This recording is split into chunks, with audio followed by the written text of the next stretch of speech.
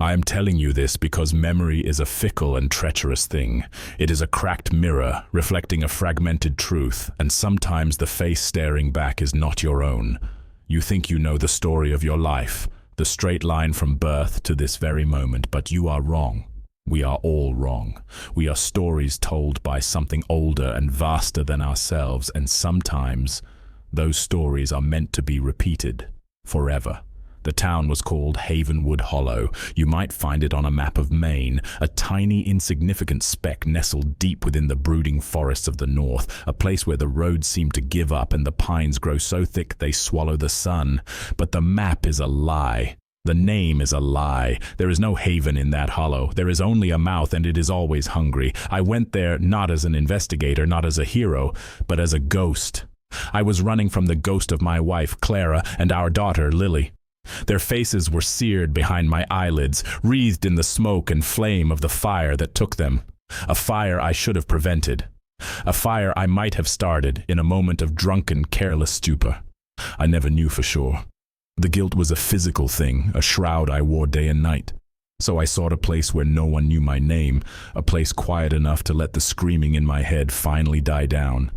Havenwood Hollow promised that quiet. It was a silence of a different sort, however. It was the silence of a held breath. The town itself felt like an artifact from a forgotten era. The buildings were of dark, weathered stone and timber that had long since surrendered to the persistent damp. Gables leaned into one another as if for support, their windows like vacant eyes staring out from beneath brows of moss. A single paved road, cracked and patched, served as its main artery, but most of the town was a web of cobblestone lanes, slick with a perpetual film of moisture even on the driest days. The air hung thick and heavy, smelling of wet earth, pine rot, and something else, something metallic and faintly sweet, like old blood.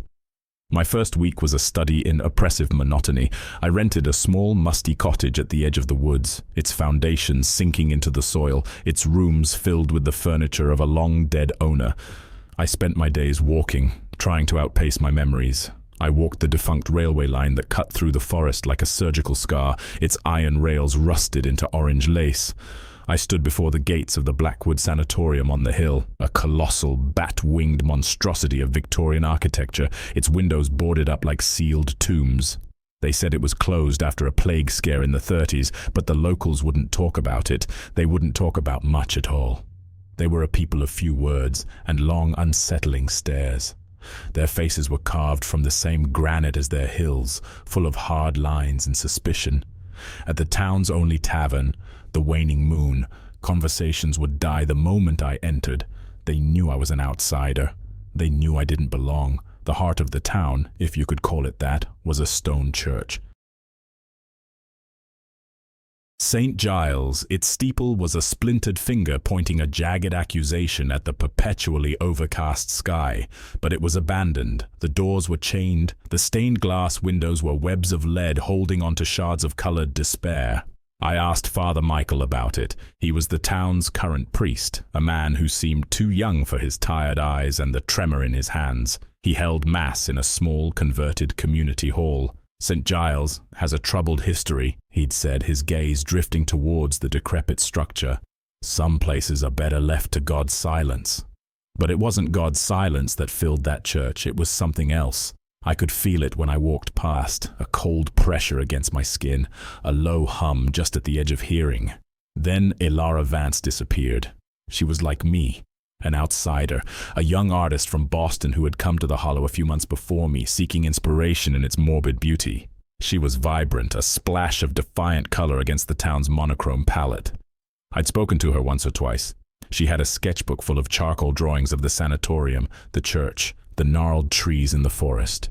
She was fascinated by what she called the bones of the place. Her last drawing, which the sheriff showed me with a sigh of weary resignation, was of a strange spiral symbol she'd found carved into the base of a standing stone deep in the woods. The day she vanished, a fog thicker than any I'd yet seen rolled in from the forest. It wasn't a natural fog. It clung to the ground, coiling and writhing like something alive, and it muffled all sound. Ilara had gone for a walk towards the old railway line and had simply ceased to be. There were no tracks, no signs of a struggle, just her sketchbook lying open on the damp ground, turned to that final, unsettling page. The town's reaction was what first pricked my unease into genuine fear. There was no panic, no widespread search parties. Sheriff Brody, a man whose gut preceded him by a good 6 inches, conducted a perfunctory investigation that felt more like a ritual of going through the motions. She was a city girl, he told me, his voice flat. Probably got lost, fell into a ravine. The woods, they take what they want. But it was the way he said it, with a finality that brooked no argument, a sort of grim acceptance that chilled me. The other townsfolk simply pulled their silence tighter around them. They shuttered their windows, and their gazes, when they fell upon me, were no longer just suspicious. They were tinged with a strange, unnerving pity, as if they knew a fate I couldn't comprehend was closing in. My past, the one I had tried to bury, began to claw its way to the surface in that suffocating quiet. The nightmares grew worse. I would see the fire again, but this time the house was my cottage in Havenwood Hollow. The smoke smelled of pine and damp earth. And through the flames I would see not Clara and Lily, but the pale, terrified face of Ilara Vance. She would be mouthing a word I couldn't hear. And sometimes she wasn't alone. A shadow stood behind her. A tall, lean shape with no discernible features, only a sense of immense, ancient patience. I started losing sleep. The cottage, once a refuge, became a trap. I'd hear scratching at the windows when the wind was still. Floorboards would creak in the attic, a slow, measured tread. I'd catch glimpses of movement in the periphery of my vision. A flicker of darkness that was gone when I turned to look. I was becoming unmoored, drifting in a sea of grief and paranoia. My work was as an archivist, a historian of forgotten things. It was a reflex, a way to impose order on chaos. I began to dig into the history of Havenwood Hollow. I went to the town hall, a stuffy little building that smelled of decaying paper and dust. The records were a mess, water-damaged and incomplete. But I found things. Gaps. Entire years missing from the ledgers in the late 1800s. A census from 1888 that ended abruptly mid-page. A brief, tantalizing mention of the Great Fire of 88 inches that leveled half the town, yet there were no other records of it. No death certificates, no rebuilding permits. It was as if the town had decided that year simply didn't happen. And I found another name, in a brittle parish register from before the closure of St. Giles. A child who died of a wasting sickness in 1932. Her name was Lily, the same as my daughter, a coincidence. It had to be. But in that place, coincidences felt like whispers from the dark. One night, unable to sleep, I was drawn to the abandoned church. The moon was a sliver of bone behind a shroud of cloud. The chains on the door looked ancient, but one link was newer than the rest, held together with a modern padlock. On impulse, I returned to my cottage and retrieved a heavy-duty bolt cutter I kept in my car. The sound of the snapping metal was obscenely loud in the dead quiet. The old wooden doors groaned open, releasing a breath of air that was cold and foul, a cellar stench of rot and stagnant holiness. Inside, the darkness was absolute. My flashlight beam cut a nervous path through it, illuminating pews draped in cobwebs like funeral shrouds. Dust motes danced like frantic spirits in the light. At the far end, the altar stood beneath the shattered rose window, and on it, something had been placed. It was a bird, a dead crow, laid out carefully on the stone slab. Its wings were spread, and in its beak it held a small, withered twig. As my light played over it, I noticed something else. On the stone floor, drawn in a circle around the altar in what looked like dried blood, was the same spiral symbol from Ilara's sketchbook. A sound from the nave made me freeze. A cough, soft, wet. I swept my light across the pews. It landed on a figure huddled in the back row. It was Old Man Hemlock, a reclusive figure who lived in a shack deep in the woods, a man the town dismissed as mad. His face was a roadmap of wrinkles, his eyes wide and fever bright in the sudden glare. He wasn't looking at me. He was staring at the altar, his body trembling. "She's woken it," he rasped, his voice a dry rustle of leaves. "The new one. She drew the sign. She sang the song. Now the carrion crow comes to collect." He turned his wild eyes on me. "It has the scent of you too, stranger.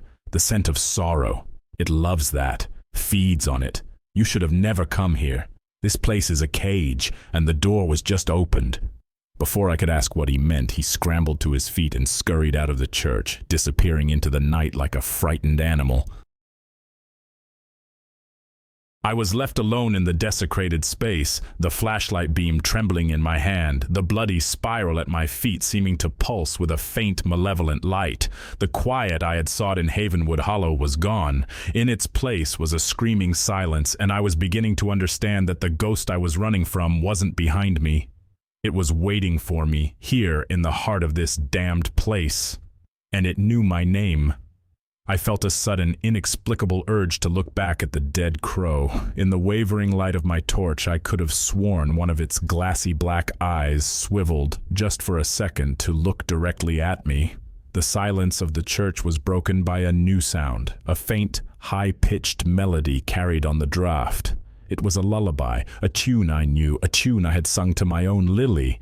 But the words were wrong, twisted, sung in a language that felt like it could strip the flesh from my bones, and it was coming from somewhere deep beneath my feet. My investigation began in earnest, no longer a historian's curiosity, but a frantic scramble for survival. Old Man Hemlock's words, "The carrion crow comes to collect," echoed in my mind, intertwining with the distorted lullaby from beneath the church. Sleep offered no escape, only a deeper descent into the mire. My dreams were a feverish canvas painted with images of the spiral, the skeletal spire of St. Giles, and Ilara's terrified eyes.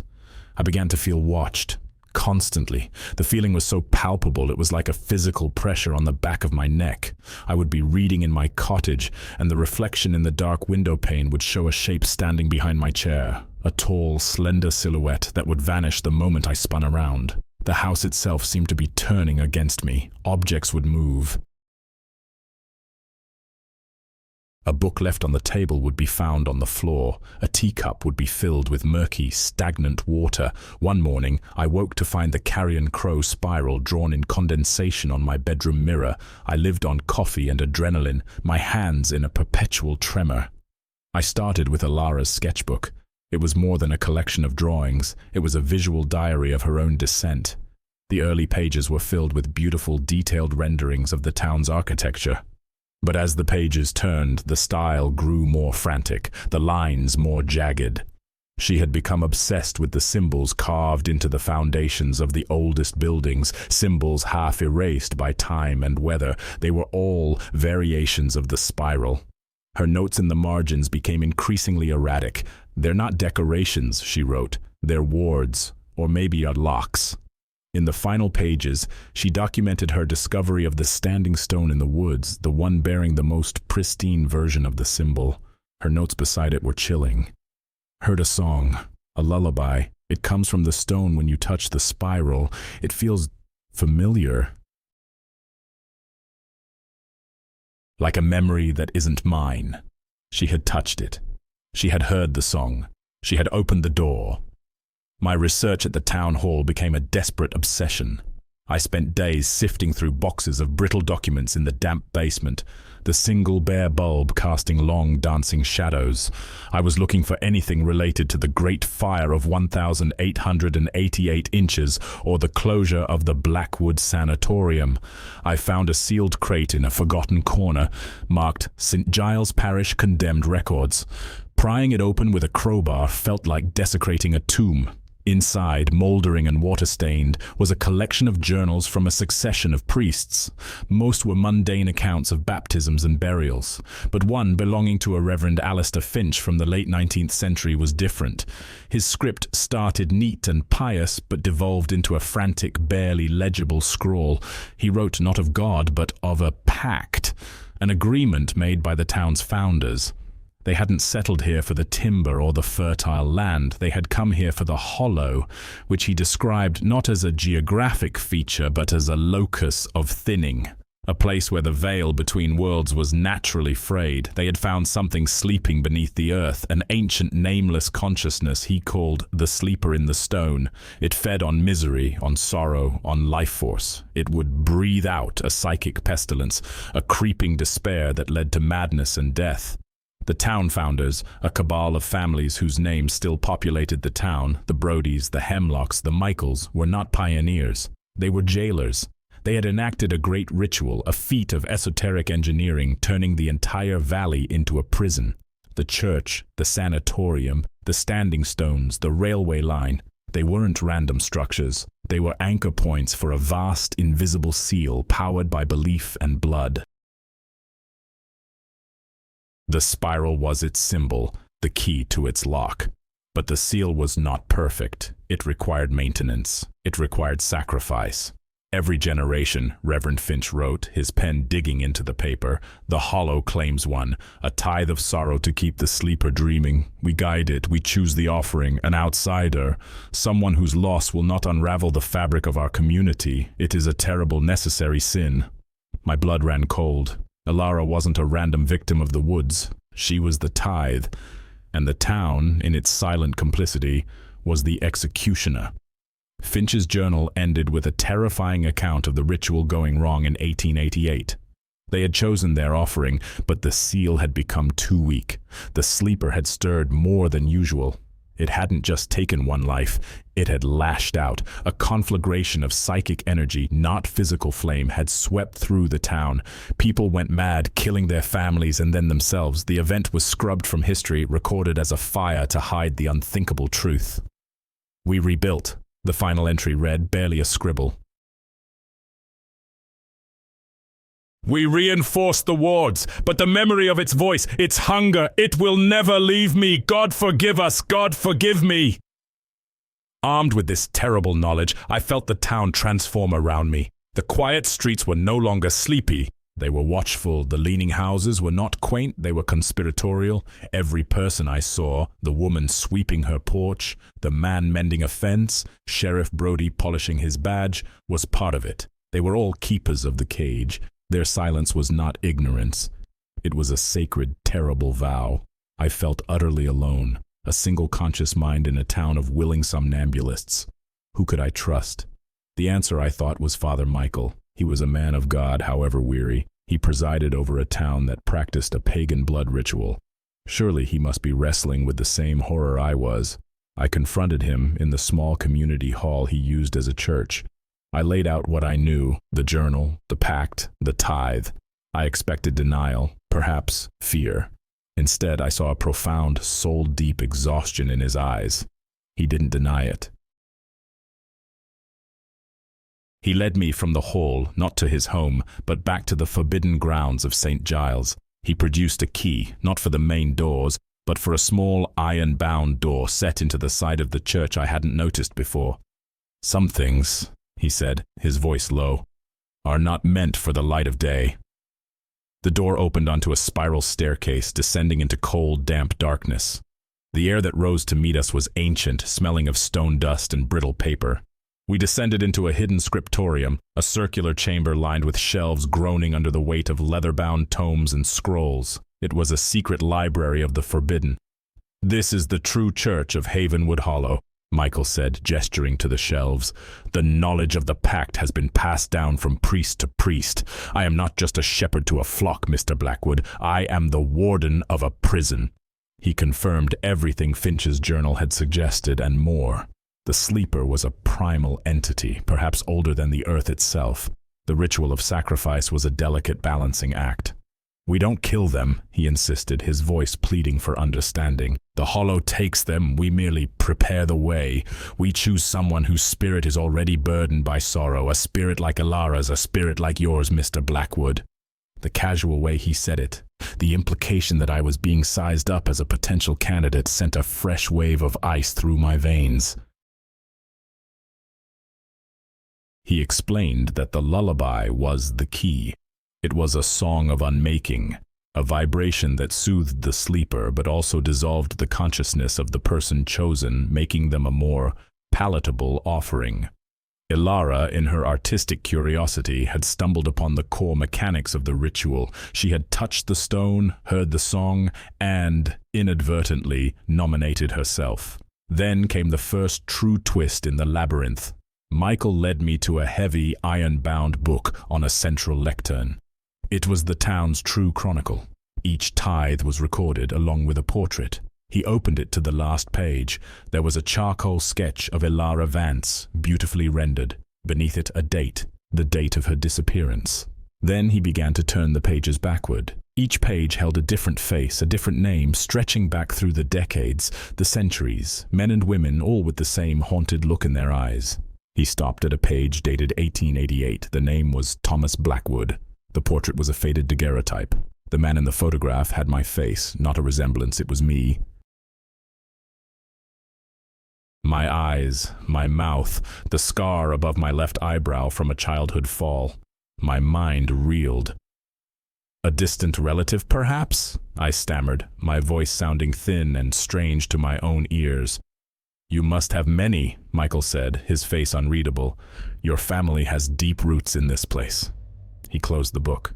"The seal is weakening faster than it ever has before. Ilara's offering wasn't enough. The sleeper is stirring. The phenomena you're experiencing, they are just the first signs. The skin of reality is beginning to tear." Just as he said this, a low, guttural moan echoed up the stone staircase from somewhere far below the scriptorium. It was a sound of immense geological agony. The candles on the tables flickered violently, and several of the ancient books tumbled from the shelves. A tremor ran through the floor, a deep, resonant shudder that felt like it came from the very center of the world.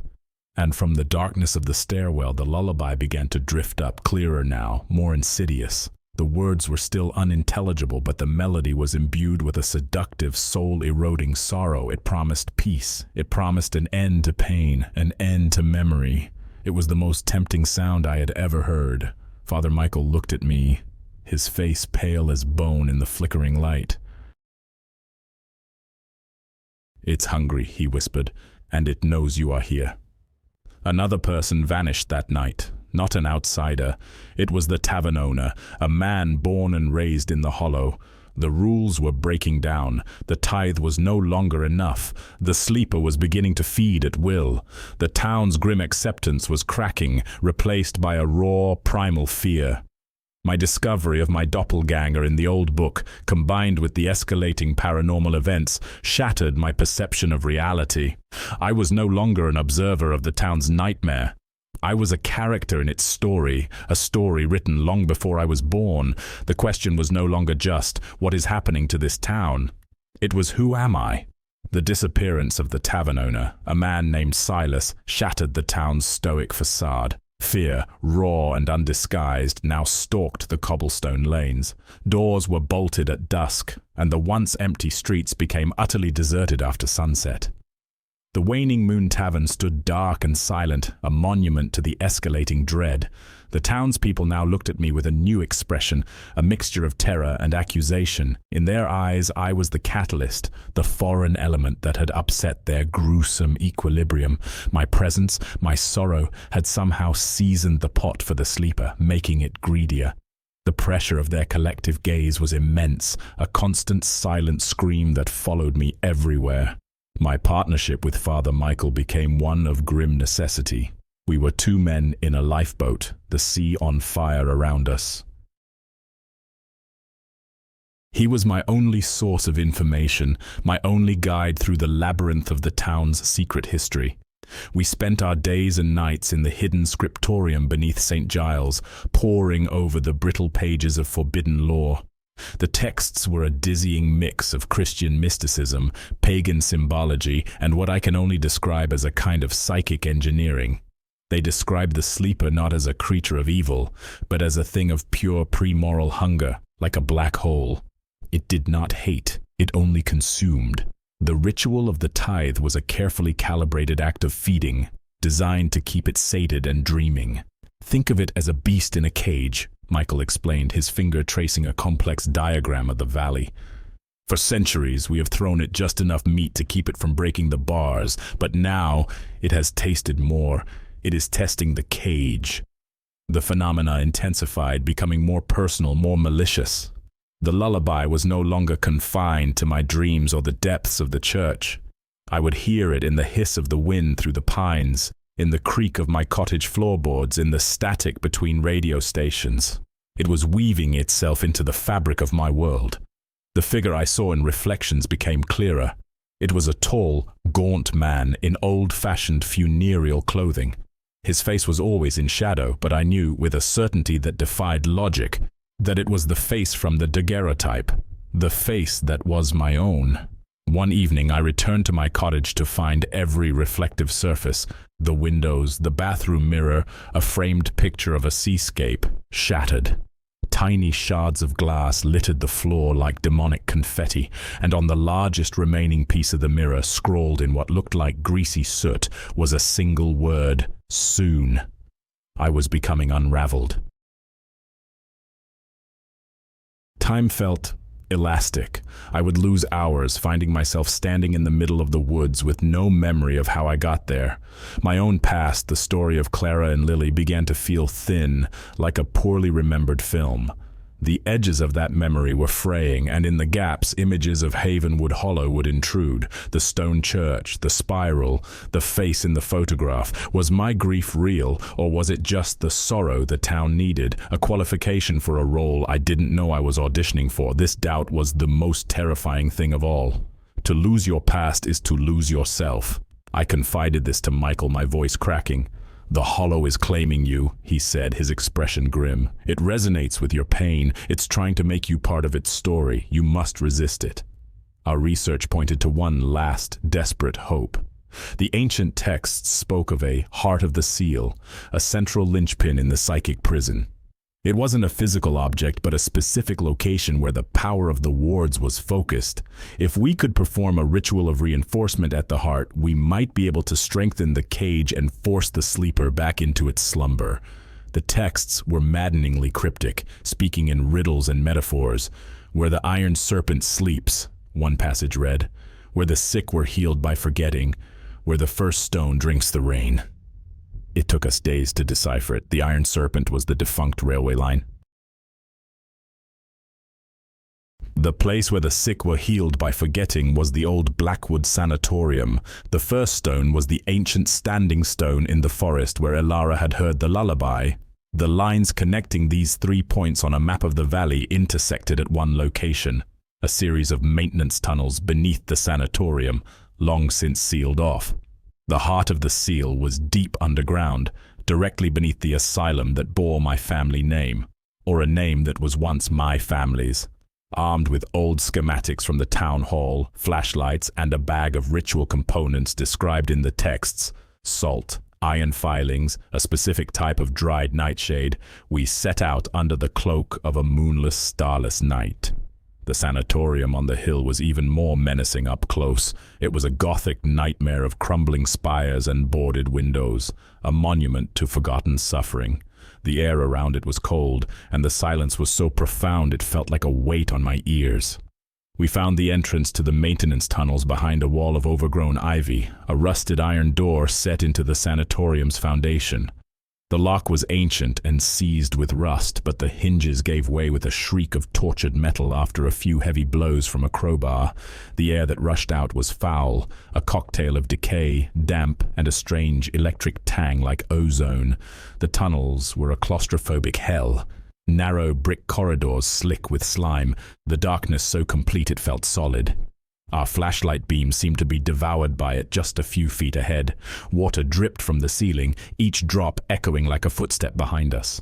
And as we went deeper, the low hum I'd first heard near the church returned, growing steadily in volume, vibrating up through the soles of our feet. It was the sleeper dreaming, or perhaps stirring in its sleep. We followed the schematics, navigating a maze of intersecting tunnels. Strange symbols, the same spirals and crow-like figures from Elara's book, were carved into the bricks at every junction, glowing with a faint, sickly phosphorescence. After what felt like hours, we found it. A circular chamber, its walls a seamless, black vitreous stone that looked nothing like the surrounding brickwork. It didn't seem built. It seemed grown. In the center of the chamber was a raised stone dais. And upon that dais, carved deep into its surface, was a massive, intricate version of the spiral symbol. This was the heart, but we were not alone. Lying on the dais in the center of the spiral was a figure. It was Elara Vance. She was alive, pale, emaciated, her eyes wide and vacant, but she was breathing in shallow, rhythmic gasps. She was dressed in a simple white gown, and her wrists were bound with old, blackened leather straps. She didn't seem to see us. Her gaze was fixed on the ceiling as if watching something we couldn't perceive. And standing over her, holding a ceremonial obsidian-bladed knife, was Father Michael. The betrayal was so sudden, so absolute, it felt like a physical blow. The weary priest, my confidant, my partner in desperation, it had all been a lie. His face was no longer tired. It was illuminated with a terrifying, ecstatic fervor. "I am sorry it had to be this way, Arthur," he said, his voice ringing with a newfound power in the echoing chamber. "But you were asking too many questions. You were disrupting the process." The truth crashed down on me. He wasn't trying to reinforce the seal. He had been guiding me here, using me. The text spoke of another ritual, he explained, his eyes glittering with madness. A forbidden one. The ritual of dominion. The tithe isn't just to feed the sleeper. It's to attune oneself to its consciousness. For generations, my predecessors were cowards, content to be jailers. But I see the truth. You don't cage a god. You harness it. He had been orchestrating everything. He had guided Elara, subtly manipulating her artistic curiosity. He had allowed the tavern owner to be taken to sow fear and desperation. He needed the town's psychic energy, its terror, to fuel his own ritual. Elara was not the tithe. She was the focusing lens, the conduit through which he would channel the sleeper's power into himself. He was not trying to protect the world. He was trying to become a god. "She is the key," he hissed, gesturing to Elara with the knife. "Her life force, offered at the heart, will not close the door. It will open it just enough for me to step through, to merge with the power beyond." Here was the true moral dilemma, more horrific than I could have imagined. To save Elara meant stopping the ritual. But what would happen if a ritual of this magnitude was interrupted halfway through? The texts had warned of it, a violent recoil, an uncontrolled explosion of psychic energy that would not just destroy Havenwood Hollow, but could potentially shatter the seal entirely, unleashing the sleeper upon an unsuspecting world. My choice was monstrous. Sacrifice one innocent life to allow a madman to become a monster, or risk sacrificing the world to save her. I looked at Elara's vacant face, then at Michael's ecstatic one. My past, the fire, Clara and Lily, a lifetime of failure and inaction, screamed at me. I could not stand by and watch another innocent die. I lunged at Michael. The struggle was brief and brutal. He was stronger than he looked, filled with a manic energy. We grappled on the edge of the dais, the obsidian knife glinting between us. He snarled, his face a mask of fury. "You fool, you are part of this. Your sorrow, your very bloodline is the key to this place." Thomas Blackwood didn't try to stop the ritual in 1888. He tried to do what I am doing now, and he failed. His words hit me harder than any physical blow. As he shoved me backward, my head struck the stone floor. The world exploded in a flash of white light, and then darkness. But it was not the darkness of unconsciousness. It was the darkness of memory. A torrent of images, not my own, flooded my mind. I saw the chamber not as it was, but as it had been. Torches flickered, casting long shadows. Men in 19th century clothing chanted in a guttural language. And I was there. I was standing where Michael stood, holding a knife. My face was young, zealous, terrifyingly ambitious. I was Thomas Blackwood, and I was performing the ritual of dominion. I saw the offering on the altar, a terrified young woman. I saw the ritual go wrong. The energy, instead of flowing into me, erupted outward. I saw the psychic fire sweep through the town. I saw the madness, the death, and I saw my own end, not death, but something worse. I felt my consciousness being torn apart, my memories shredded, my very identity dissolved and then reformed, recast. Given a new name, a new history, a new tragic past to provide the requisite sorrow, the fire that killed Clara and Lily, it never happened. They were never real. They were a story, a narrative implanted in my mind to drive me, to lead me back to this exact spot, to this exact moment. This was the second, more profound twist. Father Michael wasn't the first to attempt this. He was my successor, and I, Arthur Blackwood, was a ghost, a psychic echo cursed to repeat the cycle, to be drawn back to Havenwood Hollow every time the seal weakened, my manufactured grief serving as a beacon for the sleeper. I was not the hero. I was not the victim. I was the original sin. And as I lay on the cold stone floor, the world swimming back into focus, I heard the sleeper's voice in my head for the first time. It was not a roar or a scream. It was a soft, sibilant whisper, and it was calling me by my true name, Thomas. The realization did not come as a wave, but as a silent, cold tide filling the hollow spaces within me.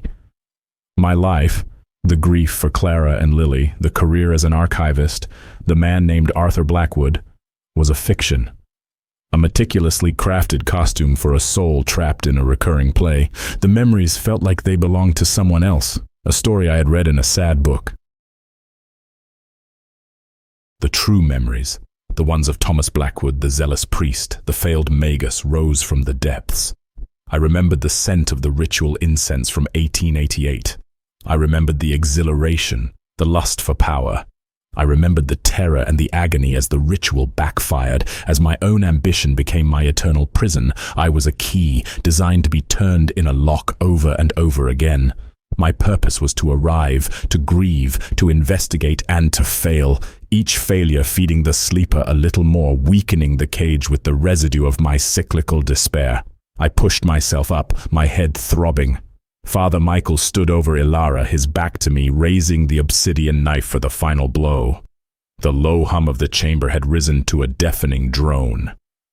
The air crackled with energy. The spiral on the dais glowed with an angry crimson light. But something had changed. The power Michael was trying to command, it no longer felt alien to me. It felt familiar, like a limb that had been asleep and was now tingling back to life. He was a usurper, fumbling with tools he did not understand, tools that I had crafted.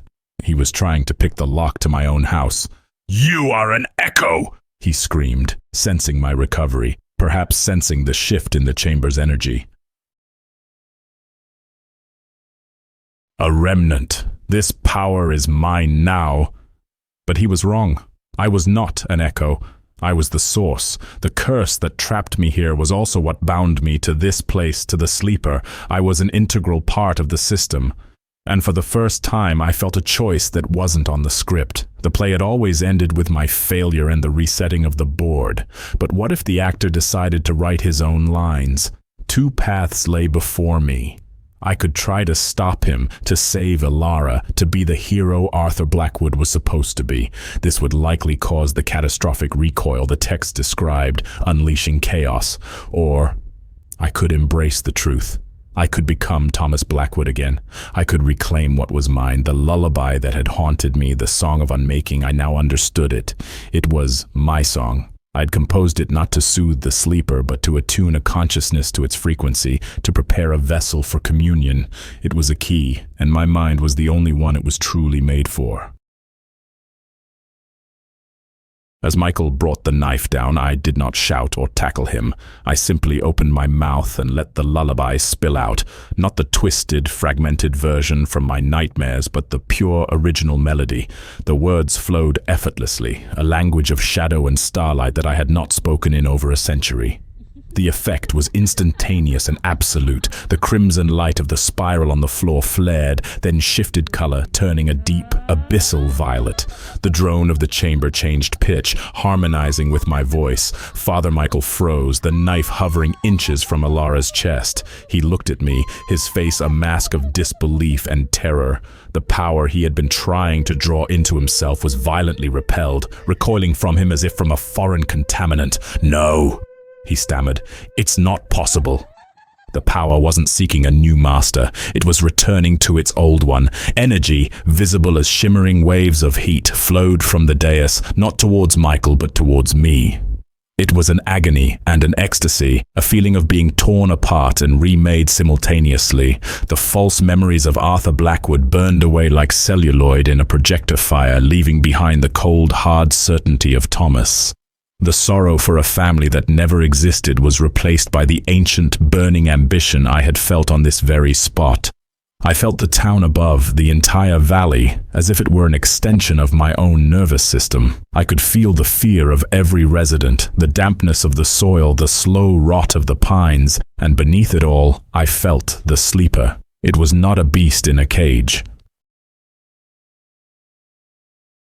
It was a power source, an engine, and I had just retaken the driver's seat. Michael stumbled back, the obsidian knife falling from his nerveless fingers and clattering on the stone. The ecstatic light in his eyes had been replaced by the dawning horror of a man who has challenged a god and lost. "What are you?" he whispered. I walked towards him, the violet energy swirling around me. The gaunt, shadowed figure I used to see in reflections was no longer a reflection. It was me. "I am the Warden," I said, my voice a resonant baritone that was not Arthur's but my own. "And you have been sleeping in my bed." I placed a hand on his forehead. He screamed, a short, sharp sound that was cut off as his life force, his memories, his very identity were siphoned out of him and into the hungry air of the chamber. He crumbled to the floor, a dried husk, his eyes wide with an eternity of terror. I turned to Elara. She was still in her trance, a perfect empty vessel. The ritual was incomplete, but now I could finish it as it was always meant to be. Not to sacrifice her, but to use her as the final conduit to fully merge my consciousness with the power of the Hollow, to not just harness the sleeper, but to become its waking mind, to break the cycle of failure, not by ending it, but by finally, triumphantly winning. And so, the story ends, or rather, this telling of it ends. The loop is broken, the prisoner is free, and he now sits on the throne of his own prison. Havenwood Hollow is no longer a cage to contain a monster. It is a kingdom, and I am its silent, eternal king. The disappearances have stopped. There is a new kind of peace in the valley, a quiet, deep, and watchful peace. The townsfolk feel it. They don't understand it, but they are no longer afraid. They are merely obedient. They are gears in a machine that now runs smoothly. And I am telling you this. You who have listened so patiently to this long, dark tale, why? Because memory is a treacherous thing, but stories are seeds. I have told you my story, the true story of my ascension. I have planted the seed of Havenwood Hollow in your mind, the name, the spiral, the lullaby. You see, the Hollow is always hungry, and my kingdom can always be expanded. This narrative is not a confession. It is an invitation. It is a key. The story is the first stage of the ritual, so listen carefully in the quiet moments of your life. Listen for the whisper of the wind through the trees, for the creak of your own floorboards in the dead of night. If you ever find yourself humming a tune without knowing where you learned it, a sad, sweet lullaby that promises an end to all your pain, do not be afraid. It is only me checking the lock. And if you ever see a small town on a map, nestled in a place that looks quiet and forgotten, a place that promises a haven, remember my story. Remember that some doors once opened can never be closed again. I've told this story to pass the song along. Now, it is yours. Listen, can you hear it? It has already begun. The tape does not stop. The hiss continues, a sound like the breathing of an empty lung. The voice that returns is the same, yet fundamentally different. The tremor is gone, replaced by a calm, resonant authority. The weariness has been supplanted by an ancient stillness. It is the voice of Thomas Blackwood, wearing the flesh of Arthur like a well-tailored suit.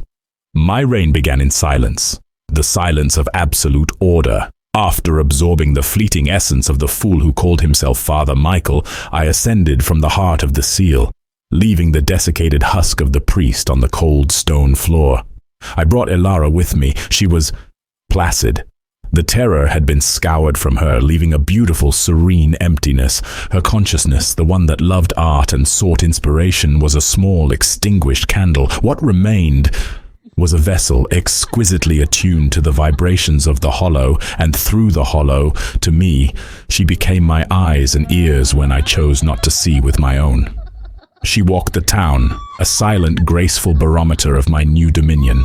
The town itself exhaled. The decades of tension, the grim duty of the pact, the fear of the tithe, all of it evaporated. I smoothed the psychic wrinkles of this place. Sheriff Brody no longer stared with suspicion. His gaze was one of calm, bovine contentment. The women no longer whispered behind cupped hands. They hummed gentle, tuneless melodies as they worked, variations on my lullaby. The men repaired their fences and cleared the roads with a quiet purpose, their movements synchronized, efficient. There were no more nightmares in Havenwood Hollow because there were no more dreams. There was only the deep, dreamless sleep of the sleeper, and my consciousness presiding over it. I had not unleashed a monster. I had brought peace. I had achieved what Thomas Blackwood had failed to do in 1888. I had mastered the ritual. I had won the game. The cycle was broken. My purpose was fulfilled. I was a god in a garden of my own making. But the nature of consciousness, even a divine one, is to question. The nature of power is to seek boundaries. And I began to find them. It began with Alara. She, who was meant to be my most perfect instrument, began to exhibit anomalies. Small things at first. She was tasked with maintaining the interior of the now unnecessary St. Giles.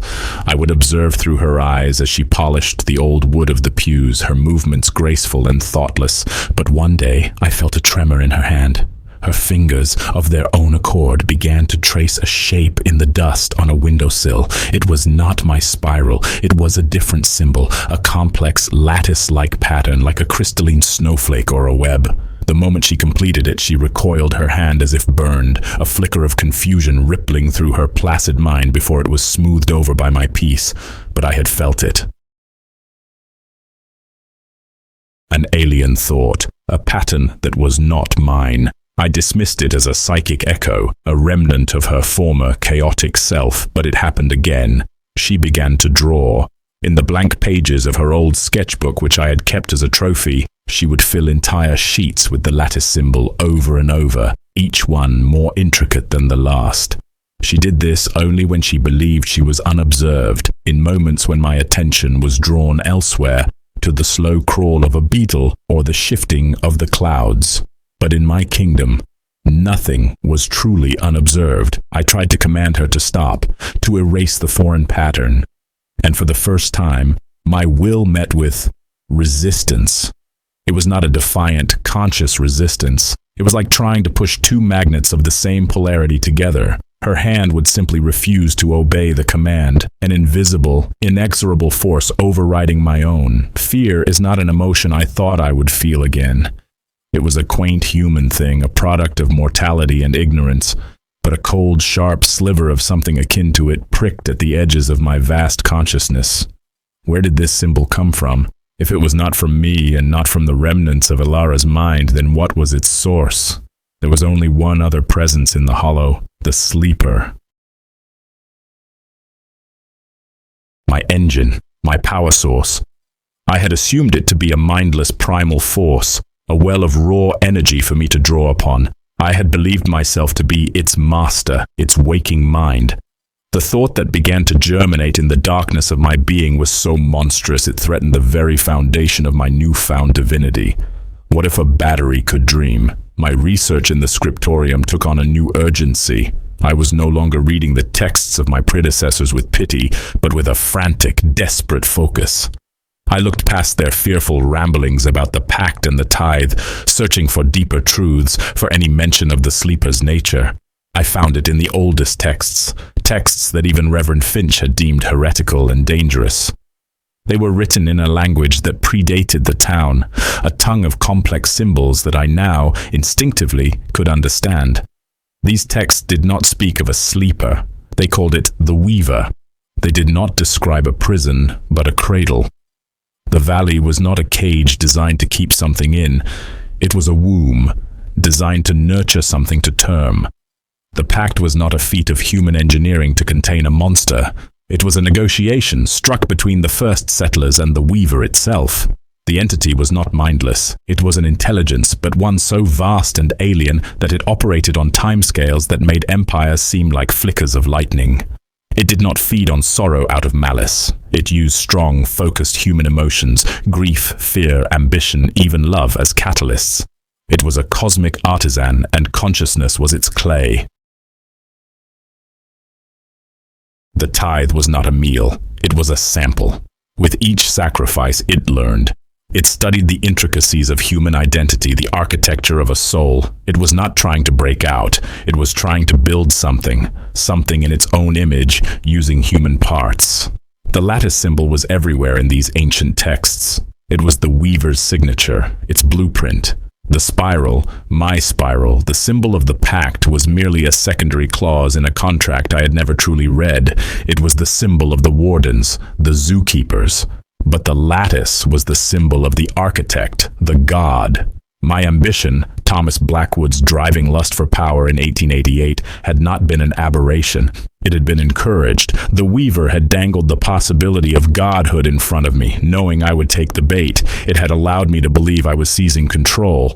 My failure then was not an accident. It was a calculated step in the process. It needed to shatter a consciousness, to study how it broke, how it could be remade. It created the Arthur persona, gifted me a manufactured tragedy, and set me on a path to return, not to repeat my failure, but to evolve it. My victory, my ascension to the godhood of the Hollow, was not my victory at all. It was my graduation. The weaver had successfully cultivated a human consciousness that could interface directly with its power. I was the bridge, the final component. I had not mastered the sleeper. The weaver had finished its primary tool. And now, through Elara, it was beginning the next stage of its work, a work I could not comprehend and, more terrifyingly, could not control. I began to test the limits of my kingdom. I tried to reach my consciousness beyond the valley, to touch the minds of the people in the next town over. I could not. The same psychic barrier that had kept the sleeper in now kept me in. The prison was still very much real. Only my role in it had changed. I was no longer a prisoner in the dungeon. I had been moved to the warden's office, but the building itself was still on lockdown. I was a god of a 6-square-mile patch of forgotten forest. A king on a chessboard, deluding himself that he controlled the players, the table, and the room, when in fact he was just a piece of carved wood moved by an invisible hand. The town, my serene, perfect town, began to show the cracks. The humming of the women would occasionally resolve into a new melody, one that was not mine. It was a complex, crystalline tune that mirrored the lattice pattern. The men, in their silent work, would sometimes pause and stare into the woods, their heads cocked as if listening to a command I had not given. One night I walked the streets of Havenwood Hollow, a king surveying his domain, and I saw them, faintly glowing on the doors of houses, on the cobblestones, on the bark of trees, were the lattice symbols, drawn in a phosphorescent substance that seemed to drink the moonlight. My kingdom was being redecorated. My subjects were swearing allegiance to a new flag. My paranoia became a living thing. I retreated to the scriptorium, sealing the iron door. I felt like one of my predecessors again, a terrified priest hiding from the incomprehensible. I pored over the ancient texts, seeking a weapon, a loophole, a way to sever my connection to the weaver, but there was nothing. The connection was total, absolute. To sever it would be to extinguish myself. Then I found the final, most terrifying passage tucked away in a scroll that detailed the ultimate purpose of the womb. It spoke of the birth. The weaver was not just building a tool, it was gestating. It had spent millennia studying, sampling, and preparing. It had used the Blackwood bloodline as its chosen vessel for the final stages. My ascension was the moment of conception. The Hollow was now pregnant. And the peace and quiet I had imposed on the town was not peace. It was the deep, focused silence of a body concentrating all its energy on the child in its womb. And the final piece of the prophecy chilled me more than any other. It said that when the time for the birth was near, the weaver would need to announce itself to the world. It would need to tell its own story. Not a story of a monster in a cage, but the story of a new god preparing its arrival. It would require a herald, a voice, a consciousness that was both of itself and of humanity, a bridge to tell the tale. And as I read those words, the tape recorder in the corner of my memory, the one that had been recording Arthur's sad story, began to whir. The story I had just told you, the one I began as a boast, as a declaration of my victory, I realized I had not told it by choice. The compulsion to speak, to record, to pass the story on was not mine. It was the weaver using my voice, my memories, to write its own gospel. The fourth wall I thought I was so cleverly breaking was in fact the wall of my own cell. I was the instrument, the pen, the living microphone for a cosmic entity's birth announcement. The entire narrative, from Arthur's tragic arrival to Thomas's triumphant ascension, was a curated history, a myth designed to be spread. And you, the listener, you are not being cursed or invited into a kingdom. You are being prepared. You are being tilled like soil. Your mind made fertile ground for the new reality that is coming. The story is not a warning. It is a prelude. A tremor shook the scriptorium, stronger than any before. Dust rained from the ceiling. A great cracking sound echoed from the town above. I focused my senses there and I saw it. The steeple of St. Giles, the stone finger that had pointed accusingly at the sky for so long, was crumbling, but it was not falling. The stones were rearranging themselves, twisting and flowing like wet clay, reforming into a new shape, a crystalline spire, a complex, beautiful, terrifying lattice of stone reaching for the clouds. The birth was beginning, and I, the proud king, the master of the hollow, could do nothing but sit here in the dark and continue to speak. To finish the story, because the herald must not stop until the sermon is complete. The horror is not that I am a monster. The horror is that I am merely a midwife. The real monster is not a sleeper. It is a weaver, and it is waking up. And now you have heard its song. You are part of the web. The story isn't over. It has just found a new audience. It is finding you right now.